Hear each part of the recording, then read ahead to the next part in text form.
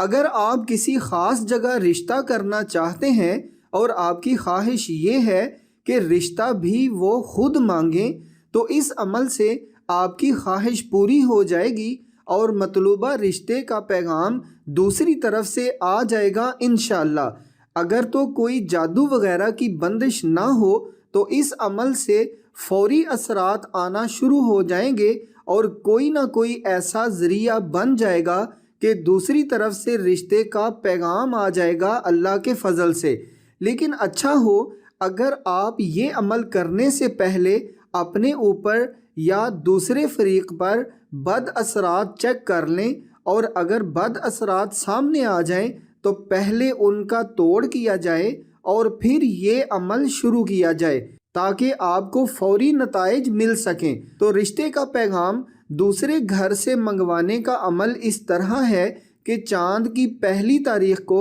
عشاء کی نماز کے بعد مندرجہ ذیل عمل اس ترتیب سے پڑھنا شروع کر دیں: درود ابراہیمی 11 بار، سورۃ حدید کی پہلی 6 آیات 5 بار، سورۃ حشر کا آخری رکوع 3 بار،